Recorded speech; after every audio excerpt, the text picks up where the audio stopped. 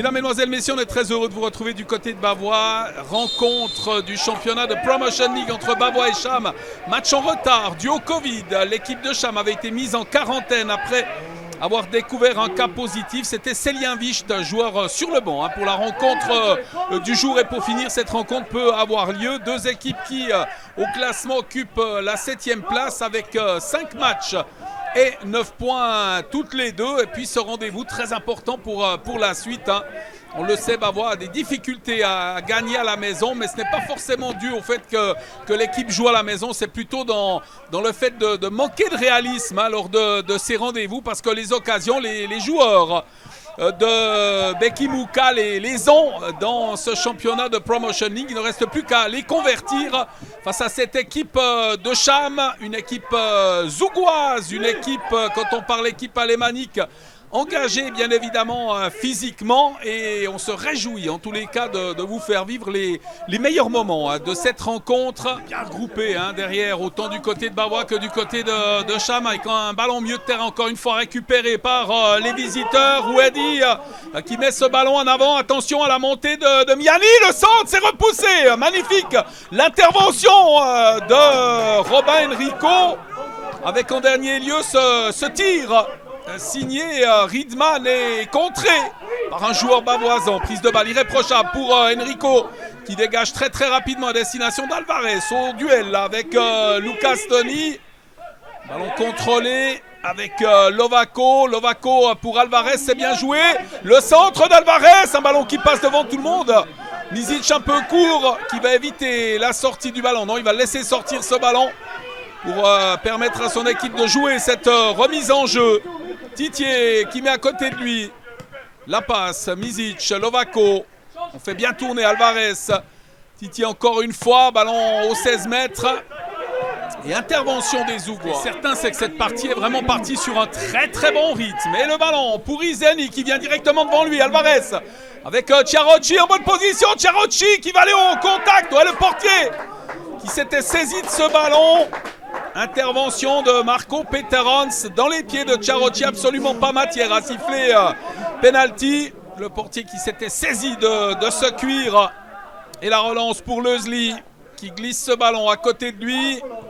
Les joueurs de Cham qui préfèrent reculer là. Les hommes de Roland Schwegler qui vont reconstruire depuis leur charnière centrale défensive avec ce ballon mis sur le côté. Et cette passe en retrait du capitaine Fabio Niederhauser. Il y a du soutien à côté de lui, Miani, avec ce ballon qu'il met sur son numéro 10. Il est un peu long ce cuir. Et Bavois qui peut repartir à l'offensive. Chiarocci, c'est bien joué. Il est esselé, il va s'avancer, balle au pied, l'arrivée d'Alvarez. Avec la frappe de Chiarocci, l'intervention de Peterans. Très très bel arrêt du portier de Cham là, qui a pu s'interposer. Jolie frappe également de la part d'Alessandro Chiarocci, qui devra encore patienter pour inscrire son second but de la saison. Encore une fois, on est sur ce côté gauche, tentative de relance. Alvarez qui se fait subtiliser cette balle, la passe de Rouedi. On fait bien tourner, le décalage sur Riedman, le centre de Riedman, deuxième poteau, la tête. Elle est manquée cette tête de Marco Rouedi. Les ballons captés alors très facilement par Robin Enrico. Heureusement pour les joueurs vaudois là, qu'il a manqué son geste, le numéro 23 de Cham, qui n'a vraiment pas pu frapper comme il l'aurait voulu. Avec Lovaco qui revient également, un cuir mis dans l'axe avec Rouedi qui revient sur le côté. Rouedi en possession de ce ballon, la frappe de Rouedi, l'intervention du portier Enrico, et que le tir finalement, il est manqué. Christian Miani a beaucoup trop attendu après le renvoi de ce cuir là pour venir frapper. Il a tenté de se mettre en position pour pouvoir vraiment effacer le portier qui a très très bien couvert son angle, empêchant le meilleur buteur de l'équipe de Cham, on l'a dit, avec ses 3 réussites, d'ouvrir la marque dans cette rencontre. Ce troisième coup de coin zougois, on est dans la 20e minute. Miani qui est revenu derrière lui, le centre. Attention, un ballon qui passe devant tout le monde. Le tir et c'est l'ouverture de la marque. Fabio Niederhauser, le capitaine de la formation zougoise, qui peut ouvrir le score un peu chanceusement. Ce ballon lui est revenu dans les pieds et il bat imparablement le portier Robin Enrico, peut-être masqué également par ses joueurs. On joue la 20e minute et c'est 1-0 pour Cham face au FC Bavois. Sur les quelques 8 buts de marqués, c'est 1, 2, 3, 4, 5, 6 buteurs différents. Quand même, c'est quand même une des forces de cette équipe de Cham, au bénéfice donc de ce coup franc que Miani va tirer pour ses coéquipiers. On l'a dit, c'est lui, le meilleur buteur. Avec ses 3 réussites depuis le début de l'ouvrage, on n'est pas tout à fait au milieu de cette première mi-temps sur cet avantage. Zougois, ballon mis au deuxième poteau, prise de balle encore une fois irréprochable pour Robin Enrico qui va pouvoir dégager un peu gêné par ses adversaires. Ballon dans le rond central. Il s'est mis en arrière. Ce cuir sur Izeni, le centre d'Izeni s'est repoussé finalement avec l'arrivée d'Alvarez. Oh, ballon dégagé in extremis. Alors il y a eu un contact entre Alvarez et le joueur zougois là sur cette intervention. Le défenseur qui est parvenu finalement à dégager ce ballon. C'est bien récupéré là par les joueurs vaudois avec Buller. La passe de Buller devant lui. Contrôle ce ballon là pour le moment. Cherchant des solutions, Mizic esselé. Mizic qui passe. Oh, c'est superbe ce qu'a fait Mizic qui peut passer finalement. Mizic en position de tir, il était contré. Ce qui va permettre assez aisément au portier Marco Peterans de s'emparer du cuir. Et les Rouges à la relance à 8 minutes du terme de cette première mi-temps. Un peu moins maintenant. Alvarez qui vient à côté de lui. Ciarocci, Alvarez, Ciarocci, on fait bien circuler. Avec le centre d'Alvarez. Deuxième poteau, la reprise de la tête. Passé appuyé de Mizic. Et le portier Peterans qui a pu s'emparer de ce ballon long. Très long dégagement à destination de Miani. Et très bon retour, Bavoisin, encore une fois pour venir s'emparer de ce ballon. La passe de Buller pour Ivanov, l'ancien joueur de Bellinzone là, qui met sur le flanc droite. Avec un centre tendu, point de pénalty. Ouais, la bonne sortie de Marco Peterans. Il est venu couper la trajectoire de ce ballon et s'en emparer. Robin Enrico qui va pouvoir dégager sa formation. Ce ballon sur la tête d'Izeni. On limite central avec le contrôle de Lovaco qui peut tacler ce cuir, c'est bien joué. Ciarocci en bonne position, le portier qui hésitait à sortir. Ciarocci centre en retrait avec la frappe contrée. Ouais, c'est sauvé in extremis le tir d'Alvarez. Ce ballon qui a été contré, on réclame un corner, ce sera un dégagement pour l'équipe de Cham. Mais quelle occasion encore une fois. Et toujours ce manque de réalisme, de concrétisation pour les joueurs de Beki Mouka. Avec l'arrivée de Mizic, un ballon dégagé mais intercepté par les joueurs bavoisans. Ivanov qui a pu mettre sur le côté, la remontée, balle au pied de Kurtic qui glisse ce ballon à côté de lui. Alvarez, la frappe d'Alvarez. Elle est puissante cette frappe mais non cadrée. Belle occasion là pour les joueurs de Bavois. Toujours mené à la marque, 1-0 et on parlait tout à l'heure de l'entraîneur de Cham, Roland Schwegler, qui a joué du côté de Grasshopper de Lucerne ou encore de Vaduz et qui a été 2 fois champion en 2001 et 2003 avec l'équipe de Grasshopper et actuellement entraîneur de cette formation de Cham pour apporter son expérience de joueur à cette très belle formation zougoise. Pour Beki Mouka quand même, c'est la 8e année à la tête de l'équipe bavoisane. Sacrée longévité en tant qu'entraîneur de l'équipe de Bavois. Mizic à la remise en jeu. Il va laisser cette tâche à Titier dans cette 42e minute. Titier, le centre.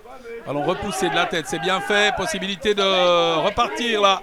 Avec Souza, Miranda qui lève la tête. Miani qui démarre. L'accélération de Miani qui se fait souffler le ballon. In extremis. Très proprement fait là de la part de Zali. Attention là, ça va repartir avec un ballon intercepté devant Viskeman. Titier qui peut repartir. Titier avec la passe sur le côté gauche. Une faute, l'arbitre qui laisse jouer. Izeni. Oh, un ballon mal dégagé.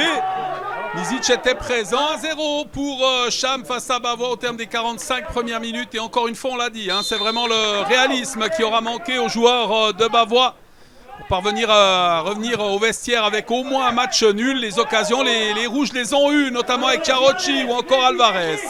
Le ballon est dégagé. Chiarocci peut-être à la réception, non. Ce ballon est récupéré par le buteur Niederhauser dans le rond central. Ruedi, Lovaco qui a pu récupérer pour son équipe. Misic qui contrôle ce ballon. Il va falloir retrouver ce réalisme perdu du côté de Bavois qui recule. Enrico qui peut dégager. Il a sorti un ou deux ballons très chauds également, le dernier rempart. Avec ce cuir mis en avant, Chiarocci qui va intervenir. Alvarez, c'est bien joué Alvarez. La passe sur Chiarocci. Chiarocci qui conserve le ballon, qui le glisse à côté de lui. Avec une possibilité de tir. Et ça passe à côté. Lovaco, très bonne opportunité dans ces premières secondes de la deuxième mi-temps. Et ce ballon qui passe 2 à 3 bons mètres sur la gauche du but du portier Marco Peterhans. Mais ça commence très très bien cette seconde mi-temps là pour l'équipe bavoisane. Et la relance encore une fois avec ce cuir mis en avant. Oxa qui laisse ce cuir à côté de lui. Le Sli avec Oxa qui peut partir. Oh, extrême limite cette position de hors-jeu. Je suis pas certain qu'il y était au départ du ballon. Oxa, un très très bon coup franc là pour Misic. 7e minute de cette deuxième période. Misic qui s'élance avec une frappe de la tête finalement qui va passer à côté. Ouais, encore une grosse occasion là. Ouais, ça veut pas rentrer, ça veut pas rentrer. Il suffit des fois de très très peu de choses pour voir un match basculer. Un but de Bavois là pourrait vraiment les remettre sur les rails. Eux qui continuent de se battre sans toutefois parvenir à faire trembler les filets. Et le portier Peterhans là qui va pouvoir dégager sa formation. Et Titier qui va glisser ce ballon à côté de lui. Izeni qui renverse le jeu. C'est bien joué ce ballon sur Nezir Kurtic. Un ballon en profondeur avec Alvarez. C'est la sortie du portier et télescopage avec Alvarez. C'était inévitable sur cette action. Alvarez en pleine course et qui vient buter contre le dernier rempart de la formation zougoise. Les joueurs de Cham moins menaçants, c'est Bavois qui fait course en tête dans ce match avec cette passe sur Chiarocci de Lovaco. Un ballon qui va revenir sur Fabio Lovaco. La passe à côté de lui avec Chiarocci. Le tir, c'est détourné. La faute de Misic sauvée sur la ligne par Riedman qui parvient à éviter l'égalisation à son équipe. Oh mon Dieu, ça veut pas rentrer. Ça en devient presque frustrant là pour le FC Bavois, qui chaque fois se crée de très très belles opportunités de but. Et quand c'est pas le poteau, c'est le gardien. Quand c'est pas le gardien, c'est le joueur adverse, en l'occurrence Riedman, là, qui vient d'éviter l'égalisation à sa formation. Zali. Ivanov en avant pour Alvarez. Chiarocci qui remet sur Alvarez. C'est très très bien joué là. La part des joueurs de Bavois avec le centre. Oh, c'est sauvé in extremis par la défense. Et encore une fois par ce diable de Lucas Riedman. Misic qui doit s'appliquer pour trouver la tête d'un coéquipier. Il s'élance, un ballon boxé finalement des points par le portier. Miani accroché, bousculé par Lovaco. Et Miani qui obtient le coup franc. Une moitié de mi-temps pour venir chercher l'égalisation. Et Cham à l'offensive avec ce ballon mis dans la profondeur. Un cuir qui était destiné à Oxa. Récupération avec la frappe qui passe à côté. Joli tir de Marco Ruedi. Ce ballon aérien, la retombée, c'est Chiarocci. Ballon récupéré par les joueurs zougois avec Riedman. Long ballon mis en avant. Riedman, c'est bien joué avec Oxa. Le lob d'Oxa, c'est 2-0. Superbement fait cette longue passe de Riedman. Le contrôle et le lob signé Oxa qui donne de longueur d'avance à son équipe. Ouais, c'est frustrant pour Bavois encore une fois parce que c'est la première énorme occasion. Si ce n'est l'action tout à l'heure de Marco Ruedi. Et Oxa qui marque son second but de la saison et surtout qui met un gros coup derrière la tête au FC Bavois là puisque c'est 2-0 alors qu'il reste une grosse vingtaine de minutes à jouer dans ce match. Chiarocci là qui va sprinter pour aller chercher ce ballon, le récupérer, c'est bien fait. Kurtic, Chiarocci, le 1-2 avec Lovaco là de la part de Chiarocci. Dans le coin de corner, bonne couverture du ballon, il attend du soutien, va mettre ce ballon sur Lovako, c'est très bien joué. La passe en retrait, on laisse passer avec le tir d'Ivanov, c'est repoussé. Encore une fois par Niederhauser, la défense zougoise est partout depuis le début de ce match. Et ce ballon sorti en corner, le dernier rempart zougois, Peter Hans qui peut dégager, très long ballon mis en avant, Miani, il va éviter que ce ballon ne sorte des limites du terrain, Miani, là c'est superbe le crochet sur Kurtic avec une frappe contrée, très très belle intervention avec le contact avec Robin Enrico. Finalement, l'arbitre avait sifflé la faute. Ce double changement qui intervient avec notamment l'entrée sur le terrain de Selya Vist, ancien junior des Grasshoppers, qui fait son entrée sur le terrain. L'arrivée également sur le terrain de Lebigonzan pour ces quelques 16 dernières minutes à jouer dans cette rencontre. Mehmed Begzadic en possession de ce ballon qui va s'appuyer sur Lovako, le centre de Lovako, et la frappe de la tête, encore une fois, ils étaient deux, Jarocci et Alvarez, ce ballon qui passe à côté, on estime qu'il y a eu une faute apparemment d'après l'arbitre sur Miani, donc au coup franc à 11 minutes du terme de cette partie, un peu moins maintenant, avec le centre, ballon mis au deuxième poteau, coup de sifflet de l'arbitre pour une position de hors-jeu, ça va permettre à Bavois de se dégager. Long ballon mis en avant, Jarocci au contact, Alvarez, il va passer Alvarez avec le décalage, c'est bien joué avec Zadic qui manque sa frappe. Ça passe largement à côté du but, c'est encore une très très bonne accélération dans le jeu. Une belle rupture là de la part des joueurs de Bavois qui n'en profitent pas. Le temps presse là pour Bavois, il reste un peu moins de 8 minutes à jouer maintenant. Jarocci au duel, ballon récupéré par Kella. Kella qui embarque ce ballon, la frappe de Kella. Oh superbe l'intervention de Peter Hans qui claque ce ballon par-dessus la transversale. Il a trouvé la lucarne d'Ilan Kella. Encore l'illustration que cela ne veut pas rentrer parce que le tir était superbe. Et là, le portier de Cham qui déploie tout son talent pour mettre en échec Dylan Kella. Ballon qui arrive sur Jarocci, le tir c'est repoussé par la défense. On peut jouer toute la soirée comme ça, on ne parviendra pas à marquer. On l'a vu, de très très belles occasions. C'est 2 buts d'avance en faveur de Cham pour le moment, qui fait la bonne opération de ce match en retard. La passe, Izeni qui va tenter de déborder. Ce ballon qui va sortir, ce sera un dégagement pour les Zougois. Et Robin Enrico dehors de ses 16 mètres et qui va pouvoir dégager pour son équipe. Ce ballon intercepté finalement par Viskeman. La passe sur Miani, c'est très bien joué là de la part des Zougois. Le centre pour Seljavic, c'est 3-0.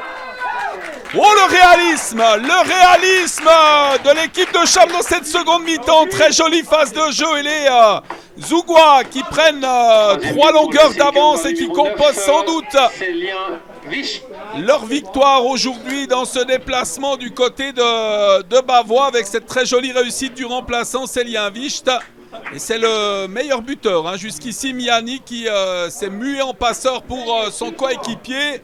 Centre tendu, balle déviée, et donc ce 3e but pour les joueurs de Roland Schwegler qui vont marquer 3 nouveaux points et amener leur total à 12 points, se rapprocher de la première place occupée par Yverdon Sport avec toutefois ces 5 matchs, un match en moins pour les Yverdonois.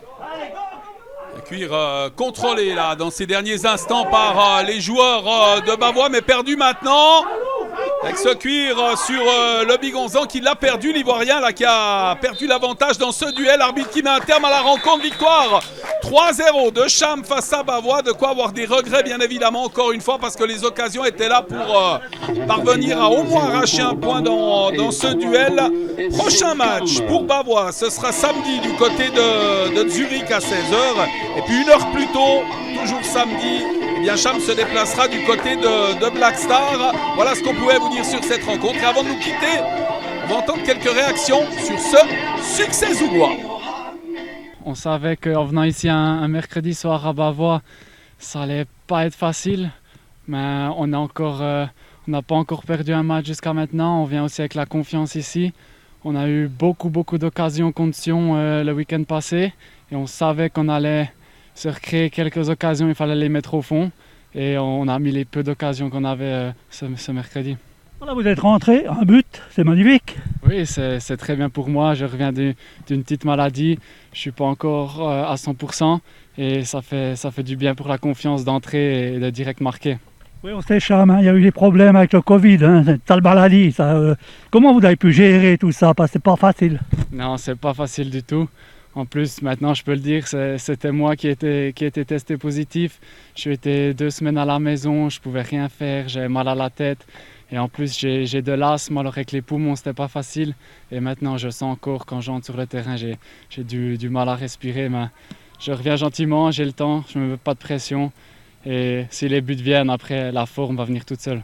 Alors, on parle un petit peu de votre ancien, grâce au bas, là, il y a 6 ans en arrière, là. On a malheureusement perdu au penalty. On a fait une magnifique finale en M16 de Coupe Suisse. C'était ma première finale. Un grand match pour nous en tant que junior. On avait fait un super match contre des Brel Mbolo, Albion Ayeti et malheureusement on a perdu au penalty. Mais voilà, maintenant la vie continue, on a tous pris un chemin différent, mais on est toujours là sur le terrain et on continue à marquer des buts. C'est vrai que sur les 3 derniers matchs à domicile, on n'a pas marqué un goal en s'étant créé beaucoup d'occasions. Après, il y a 2 manières de voir ce match. Premièrement, dans le jeu, il y a largement mieux par rapport au dernier. On a tout donné offensivement, on s'est créé des occasions, on n'a pas réussi à la mettre au fond. Mais d'un autre côté, on peut se dire qu'on peut s'en vouloir qu'à nous-mêmes parce que nous, pour marquer un goal, il nous faut 10 occasions sur ces 3 derniers matchs à domicile. Les autres, ils ne leur en font pas beaucoup, donc c'est aussi qu'eux défendent mieux que nous. On laisse sur chaque but qu'on prend beaucoup trop de largeur, un manque d'agressivité assez flagrant aux adversaires, ce que nous, on ne nous donne pas. Donc oui, dans un sens, il y a du mieux dans le jeu, mais dans un autre sens, on peut s'en prendre qu'à nous-mêmes. Car défensivement, on n'y est pas depuis le début du championnat. Il faut être bon dans les 2 zones de vérité, devant et derrière. Nous, c'est temps, on est bon entre les deux, mais on pêche dans les endroits importants. C'est comme j'ai dit, il y a des détails à régler, une agressivité à retrouver, peut-être être plus solide pendant un match ou 2, il faut casser cette spirale. Et peut-être de marquer le premier but, ça c'est important. Marquer le premier but c'est une chose, les buts on va en marquer, c'est parce qu'on est en panne de confiance devant que ça va pas revenir, ça y a pas de souci à se faire. Par contre quand on marque pas et qu'on a le match en main, on doit réussir à pas encaisser derrière et à tenir. Si on peut pas le gagner, on doit finir à 0-0 et verrouiller ça.